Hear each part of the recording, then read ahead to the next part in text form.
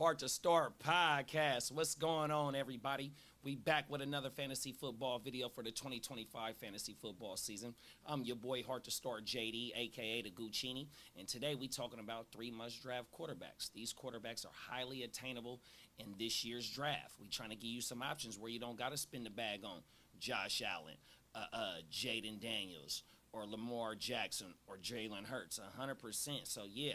Make sure you stay tuned till the video is over with. Let me know who you got on your must draft list if you ain't spending the bag on the quarterbacks. But before we get into the video, y'all know the saying, in fantasy, if you ain't got the heart to start, you ain't got the nuts of a champion. And in life, if you stay ready, you ain't got to get ready. We about to get you ready with some of this fantasy football homework. But before we do, let's run the intro.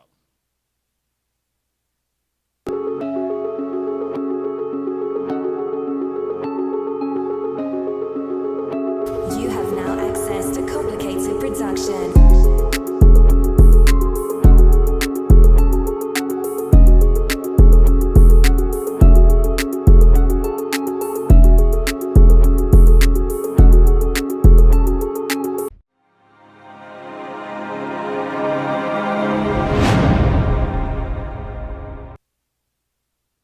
First up, a quarterback that got 7 straight seasons of nothing less than 4,000 yards passing from 2011 through 2017. We got a quarterback that got 377 career TDs and still active right now, 100%. And them TDs is an issue because he only got 2 seasons of 40 or more TDs, 100%, man. Today we talking about OG Matt Stafford, 100%. Let's get into it. The veteran sleeper is back. Stafford finished as QB19 in the 2024 season, but don't let that fool you. He was throwing to Tutu Atwell and Demarcus Robinson in the beginning of the season, while Puka and Cooper Kupp missed a combined 10 games. Started off slow for sure. Now enters Devontae Adams, who just popped off a WR11 finish with 141 targets. Oh, and don't forget, there's 164 vacated targets up for grabs in L.A. With Adams coming in and Stafford locked and loaded with a real WR1, again, I said it, a real one. The Rams also added a massive red zone weapon in Terrence Ferguson, the 6'5" tight end drafted in the second round out of Oregon. But here's why you need to draft Stafford. 517 pass attempts, 12 months against QBs, 3,762 yards despite a depleted wide receiver room. Deep ball completion percentage, 40%. Damn good stat. Play action percentage, 66.7.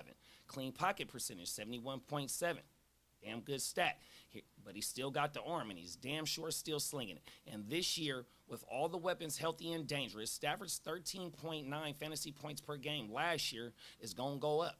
Lock him in as your late-round quarterback steal, 100%. So what we're going to do is we're going to get into some of these numbers real fast. And the main thing that I want to talk about is his deep ball attempts. He was 15th at deep ball attempts, 12th in the air yards, and deep ball completion percentage was 9th. And in fantasy, we love big plays. We see what it is with Puka, big plays. This offense, a lot of run after the catch, 100%. A lot of people get open in this offense. We see it like as a McVay offense, I can't think of my coach name right now. Shanahan, same tree, 100%. So we see a lot of wide receivers get open and a lot of run after the catch. But one thing that Puka don't do, he don't get red zone TDs. And see, when we talking about deep ball completion percentage, we want big plays, but also with Devontae Adams and Terrence Ferguson coming in, we got a real wide receiver, real WR1 who knows how to get open in the red zone with feet work and can complete them catches in the red zone, and especially hopefully for touchdowns, 100%. Terrence Ferguson, another big body in the red zone. We can use him down the seams. We can use him on clear outs, crossing routes, 100%. And they use a lot of motion, a lot of pre-snap shift in this offense, 100%. So yeah, If Stafford is going to get into the top 12 of quarterbacks, the yards is already there. Highly consistent with the yards. But the TDs definitely have to come up. And them is facts. On my mama. So, you know what I mean? With Devontae Adams coming in, a real WR1, 164 vacated targets. Bruh just came off a season where he commanded 141 on 80-some receptions in an offense that went nowhere near like LA's right now. So, yeah, give me Stafford right now, bruh. And he's highly attainable. On my mama. Matter of fact, let's show where he at right here. Where he being drafted at, boom. At the 14-8 in single quarterback redraft, full PPR, bro. You're getting him for free, 100%. Next up, we got a quarterback going into his sophomore season. In his rookie season, 17 games played, 4,200 yards combined, a 66.3 completion percentage, over 30 TDs combined, rushing and throwing in his rookie season. And they added weapons for him in the offense. Bolstered up the defense this year, bruh. Let's get it, man. We talking about none other than Bo Nix, bruh. The young bullish charger. Bo Nix came out firing in his rookie year, finishing as a QB7 overall, and proving he's just not a system guy. He had 29 touchdowns, 3,775 passing yards, and 117 pressure throws. But bruh still delivered. And his top wide receiver, Cortland Sutton, with 1,081 yards, and next best Marvin Mims only with 503. That's why Denver went to work. In the offseason, adding Evan Ingram, drafting R.J. Harvey, Pat Bryant, and giving Bo some real weapons. But here's why he's a must draft. 560 passing attempts, 6 at the position. 77 red zone throws, 8th at the position. 92 rushing attempts, 5th amongst all QBs with 430 rushing yards and 4 TDs while scoring 19 or more fantasy points in 9 out of his 17 games played. Bruh is a true dual threat QB with deep ball and red zone upside, and with better weapons and more experience in year 2, you're looking at a back-to-back top 10 finish waiting to happen. And them is facts, bro, 100%. When we pull it up and get to talking about the deep ball attempts, pause. Number 3 at the position. We need opportunities for big plays, 100%. And with the weapons that they brought in, Pat Bryant, Evan Ingram, J.K. Dobbins, drafting R.J. Harvey. You seen what it was. You seen the moves that they did in free agency. Dre Greenlaw. I don't know why I'm drawing a blank. They drafted Jahdae Barron out of Texas with their first round. It's like, look, bruh, they all in on what they seen from last year, what Bo Nix gave them, 100%. Then we talking about the deep ball opportunities, top 7 in air yards, 7th to be exact, 21st in deep ball completion percentage. So let's get right there. So with the better outside weapons, more experience in the offense, 100%. That's definitely going to come up. But then we talk about his red zone attempts. 3rd in red zone attempts. Red zone completion percentage. 9th at red zone completion percentage, my G's. Not only are they spending time in the red zone and he's completing passes in the red zone, but bruh has the opportunity to walk it in for himself. Walk it out. Walk it out. 100%. Do not sleep on Bo Nix this year. Bruh is not going to fall off. Bruh is not a one-hit wonder, man. They doubling down on him 100%, man. They making sure they put the defense around him to get the ball back ASAP to make sure that they can put more points up because they in the division with Patty Mahomes, bro. With the Los Angeles Chargers. With the Las Vegas Raiders. Say what you want to say about them last 2 teams I named. But y'all know what time it is if you're really paying attention. So don't sleep on Bo Nix. 100%, man.